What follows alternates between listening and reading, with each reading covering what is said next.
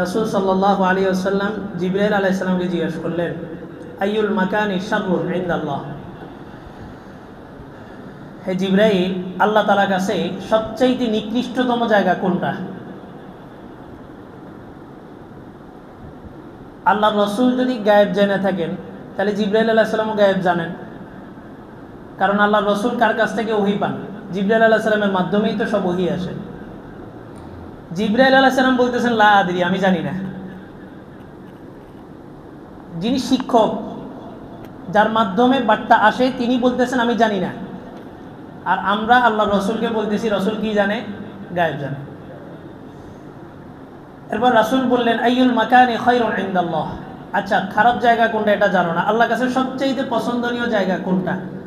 জিবরাইল আবার জবাব দিলেন লা আদরি।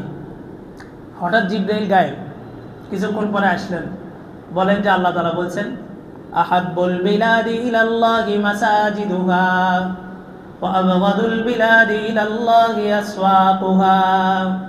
আল্লাহর কাছে সবচেয়ে পছন্দনীয় জায়গা হচ্ছে মসজিদ, আর সবচেয়ে অপছন্দনীয় জায়গা হচ্ছে বাজার। বাজারে সকাল বিকাল কি হয়? জিকির হয় নাকি? এখন মসজিদেও তো জিকির হয় না, মসজিদেও বাজারের ওই আড্ডাগুলাই, কোথায় কি হয়েছে, কে কারে মারছে, কে ইলেকশনে দাঁড়াইছে, কি হয়েছে না হয়েছে, সব আড্ডা এখন মসজিদে ঢুকে গেছে। জিবরাইল বলেন, আহাব্বুল বিলাদি ইলাল্লাহি মাসাজিদুহা ওয়া আবগাদুল বিলাদি ইলাল্লাহি আসওয়াকুহা, যে সবচাইতে পছন্দনীয় জায়গা মসজিদ, আর সবচাইতে নিকৃষ্টতম জায়গা হচ্ছে বাজার। বাজারে যাইতে আল্লাহর কাছে সাহায্য চাওয়া লাগে না, অটোমেটিক যাইতে পারে। আর মসজিদে আসতে হইলে আল্লাহর অনুমতি লাগে। আল্লাহ লেখা ফেরেশতাদের কাছে লিস্টই দেন, আজকে জুমার অমুক মসজিদে অমুক অমুক মুসল্লি, অমুকের ছেলে অমুক অমুকের ছেলে অমুক যাবে, অমুক অমুক কাতারে অমুক অমুক জায়গায় বসবে। লিস্টটি যেভাবে সাজানো হয় আমরা ঠিক ওইভাবে এসে ওই জায়গায় বসতে পারি। আল্লাহ হাদিসের মধ্যে আছে, কেউ নিজের সমস্ত ক্ষমতা দিয়া একটা ভালো কাজ করতে পারবে না, এবং নিজের সব কিছু ব্যয় করে একটা খারাপ কাজ থেকে বাঁচতে পারবে না যতক্ষণ পর্যন্ত আল্লাহ তাআলা না চাইবেন। এক বুজুর্গ বলেন, আমি একবার সুবহানাল্লাহ বলি আর আমি তৃপ্তির ঢেকুর উঠাই, আনন্দ পাই। কেন? বলেন যে আমি যে এখন একবার সুবহানাল্লাহ বলছি, আল্লাহ তাআলা ফেরেশতাদেরকে বলছেন যে অমুককে একবার সুবহানাল্লাহ বলার সুযোগ দাও। আমার ঠোঁটকে আদেশ করছেন তুমি নড়ো, জিহ্বাকে আদেশ করছেন তুমি উপরে বাড়ি দাও, আর কণ্ঠকে বলছেন তুমি আওয়াজ বের করো। তখনই একটা আওয়াজ বের হয়েছে, সুবহানাল্লাহ। এটা আল্লাহ বলছেন, এজন্য আমি বলতে পারছি, আমি আমার শক্তি দিয়ে সুবহানাল্লাহ বলতে পারিনি। তো মসজিদে আসছি, আনছেন কে? আল্লাহ। এই জন্য আল্লাহ তাআলার শুকরিয়া আদায় করতেছি, আলহামদুলিল্লাহ। আমাদের আলোচনা চলতেছিল হযরত ওমরের জীবনী। প্রত্যেক সপ্তাহে প্রস্তুতি নিয়ে আসি, ওমরকে এই সপ্তাহে শেষ করে দিব। ওমরের আলোচনা এই সপ্তাহে শেষ। ওমরকে শেষ মানে কি? ওমরের মৃত্যু কিভাবে হয়েছে এটা বললেই ওমরের আলোচনা শেষ। কিন্তু হযরত ওমর এটা অনেক বড় একটা পাঠ, এবং ইসলামী হুকুমত, ইসলামিক স্টেট কায়েম করার জন্য হযরত ওমরের বিকল্প আর কিছু নেই। হযরত ওমর সর্বপ্রথম পররাষ্ট্রনীতি যেগুলো আছে মদিনার মধ্যে, এগুলো বাস্তবায়ন করছেন। হযরত ওমরের মতো শাসক নিজের কাঁধে কইরা বুড়িমার খাবার নিয়ে গেছেন, আটার বস্তা বহন করে নিয়ে গেছেন। কেউ যদি হুকুমত কায়েম করতে চায়, মসনদে যদি বসতে চায়, ক্ষমতায় যদি যাইতে চায়, তার জন্য রোল মডেল হবে কে? হযরত ওমর। গণতন্ত্রের আব্রাহাম লিঙ্কন কারোর জন্য রোল মডেল হতে পারে না। 100 বছর যেখানে গণতন্ত্র শুরু হয়েছে এই পর্যন্ত 100 বছর, তাদের রেজাল্ট কি জানেন? প্রতি সেকেন্ডে গড়ে 3 জন নারী ধর্ষিত হচ্ছে। যেখানে গণতন্ত্রের চর্চা হয় সকাল বিকাল, ওই ইউনাইটেড স্টেট আমেরিকার রিপোর্ট, প্রতি সেকেন্ডে 3 জন নারী ধর্ষিত হচ্ছে। তো গণতন্ত্রে বসুক, যেখানে বসুক, আব্রাহাম লিঙ্কন কারো অনুসৃত হইতে পারে না। যদি মানুষের হক পরিপূর্ণ বাস্তবায়ন করতে হয়, সমাজে যদি শৃঙ্খলা আনতে হয়, তাহলে তার জন্য রোল মডেল হবে কে? হযরত ওমর। হযরত ওমর একদিন রাস্তা দিয়ে হাঁটে যাচ্ছেন, আল্লাহ রাসূল যার ব্যাপারে বলছেন, মা লাকিয়াকা শাইতান সালাকা ফাজ্জান গায়রা ফাজ্জিক।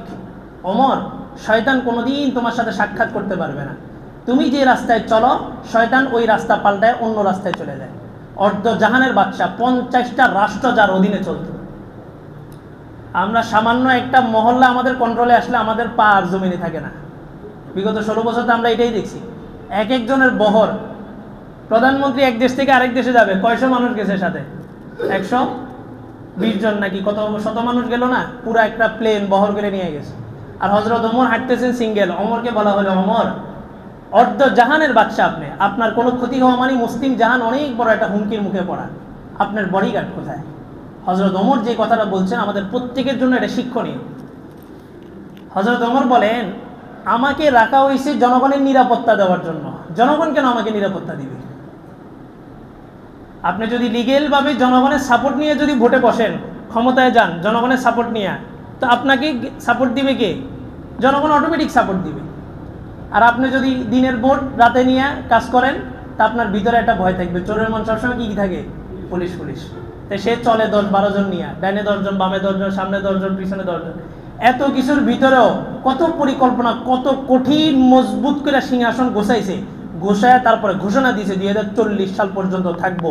আল্লাহ বলেন আমিও দেখব। 2040 সাল পর্যন্ত গ্যারান্টি দিয়ে দিছে। কি মনে করেন 10 জনের উপরে ভরসা কইরা? দেশের ভিতরের এবং দেশের বাহিরে সব শক্তি মজবুত করছে। তাকে প্রটোকল দেওয়ার জন্য আমেরিকা ইন্ডিয়ার সাথে সে সম্পূর্ণ লিয়াজু করে রাখছে, যে কখনো যদি দেশের ভিতরের লোক গাদ্দারি করেই বসে, তো বাহিরের লোক তাকে সাপোর্ট দিবে। সব কিছু গোছানোর পর ঘোষণা দিয়েছে 2040 সাল পর্যন্ত থাকবো। وَإِذْ يَمْكُرُ بِكَ الَّذِينَ كَفَرُوا لِيُثْبِتُوكَ أَوْ يَقْتُلُوكَ أَوْ يُخْرِجُوكَ وَيَمْكُرُونَ وَيَمْكُرُ اللَّهُ وَاللَّهُ خَيْرُ الْمَاكِرِينَ। দুনিয়ার মানুষ তারা পরিকল্পনা করে, এটা করবে ওটা করবে, এভাবে আসে এভাবে চলবে। আল্লাহ বলেন আল্লাহ তাআলাও পরিকল্পনা করেন, মানুষও পরিকল্পনা করে, আল্লাহও পরিকল্পনা করেন। কারটা বাস্তবায়ন হয়? ফাআলুল লিমা ইউরিদ। আল্লাহ যেটা চান ওইটাই বাস্তবায়ন হয়। কত বড় বড় আন্দোলনকে সে রুইখা দিছে, তার বিপরীত পার্টি যেগুলো ছিল সবগুলোর মেরুদণ্ড ভেঙে দিছে। আল্লাহ তাআলা এমন একটা জায়গা থেকে আন্দোলন চালু করছেন, যেই জায়গাটা তার ভরসা ছিল। ঢাকা ভার্সিটিটা আগামীর ভবিষ্যৎ ছাত্রলীগ দিয়ে পুরা নিয়ন্ত্রিত করে ফেলাইছে। ওই জায়গার এক আন্দোলন 36 দিনের মাথায় পুরা বেসামাল। আল্লাহ। হযরত ওমর বলেন, আমাকে রাখা হয়েছে জনগণের প্রটোকল দেওয়ার জন্য, আমি জনগণকে সেফটি দিব। আমাকে আবার জনগণ সেফটি দিলে আমি আবার ক্ষমতায় বসলাম কিভাবে? আমি যদি নিজের নিরাপত্তা নিজে না দিতে পারি, তো এতগুলো জনগণের নিরাপত্তা দিব কিভাবে? আমি ওমর যদি নিজের নিরাপত্তা নিজে নিশ্চিত না করতে পারি, তো 50টা রাষ্ট্র আমার অধীনে চলে, তাদের নিরাপত্তা নিশ্চিত করব কিভাবে? আল্লাহ। যার ব্যাপারে রাসূল বলছেন যে শয়তান তোমার রাস্তা থেকে অন্য রাস্তায় চলে যায়।